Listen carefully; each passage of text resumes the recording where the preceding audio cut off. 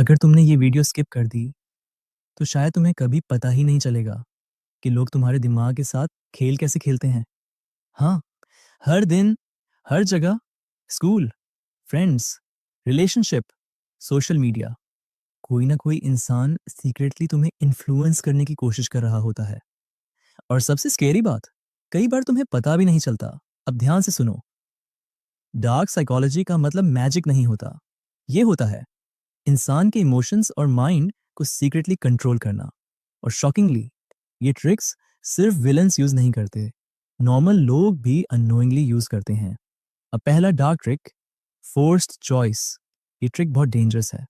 इसमें सामने वाला तुम्हें ऐसा फील कराता है जैसे डिसीजन तुम्हारा है, लेकिन एक्चुअली ऑप्शंस वही डिसाइड करता है। एग्जाम्पल सुनो। तुम अभी हेल्प करोगे या 10 मिनट बाद? नोटिस किया ना, बोलने का ऑप्शन ही नहीं दिया। तुम्हारा ब्रेन ऑटोमेटिकली दोनों ऑप्शंस में से एक चूज करने लगता है। यही मैनिपुलेशन है। अब दूसरी ट्रिक, साइलेंस पावर। कुछ लोग जानबूझकर रिप्लाई लेट करते हैं, कम बोलते हैं, थोड़ा मिस्टीरियस बिहेव करते हैं ताकि तुम उनके बारे में ज्यादा सोचो। और फनी बात पता है, जितना कम अटेंशन मिलता है, ब्रेन उतना ज्यादा अट्रैक्ट होने लगता है। साइकोलॉजी इसे स्कैरसिटी इफेक्ट कहती है।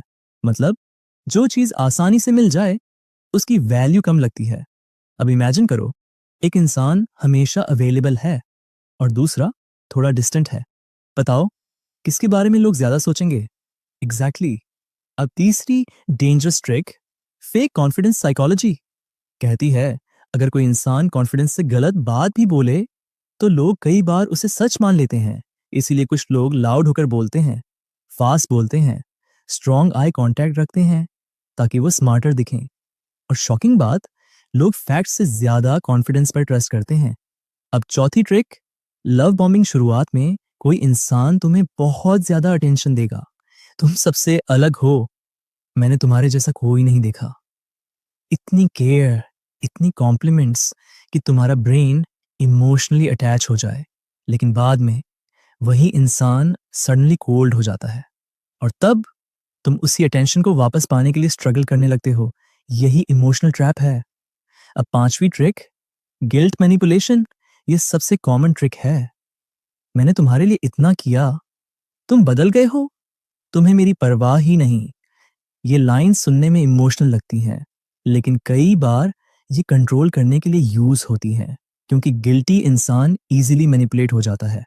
अब एक सवाल, क्या तुमने नोटिस किया है, कुछ लोग हर सिचुएशन में खुद को विक्टिम दिखाते हैं।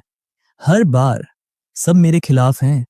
ये भी साइकोलॉजी ट्रिक हो सकती है, क्योंकि सिंपैथी बहुत पावरफुल वेपन है। जब लोग तुम्हें बेचारा समझते हैं तो वो तुम्हारी गलतियां इग्नोर करने लगते हैं। अब सबसे डेंजरस ट्रिक सुनो, रेपिटेशन ट्रिक। अगर कोई झूठ बार बार बोला जाए तो ब्रेन धीरे धीरे उसे सच मानने लगता है। इसीलिए सोशल मीडिया पर एक ही चीज बार बार दिखाई जाती है। Songs, ads, opinions, repeat, repeat, repeat. और धीरे धीरे तुम्हारा ब्रेन उसे नॉर्मल मानने लगता है। स्कैरी है ना? लेकिन अब सबसे इंपॉर्टेंट बात, डार्क साइकोलॉजी सबसे ज्यादा किन लोगों पर काम करती है? इमोशनली वीक लोग, जो लोग वैलिडेशन ढूंढते हैं, जो अकेले रहने से डरते हैं, जो ना नहीं बोल पाते, उन्हें मैनिपुलेट करना आसान होता है। इसलिए अगर तुम मेंटली स्ट्रांग बन गए तो दुनिया तुम्हें आसानी से कंट्रोल नहीं कर पाएगी। अब याद रखना, हर स्माइल रियल नहीं होती, हर कॉम्प्लीमेंट जेन्युइन नहीं होता, और हर केयर प्योर नहीं होती, क्योंकि कई बार लोग वर्ड से नहीं, साइकोलॉजी से खेलते हैं। और अगर तुम ऐसी मिस्टीरियस साइकोलॉजी वीडियोस और देखना चाहते हो, अभी सब्सक्राइब करो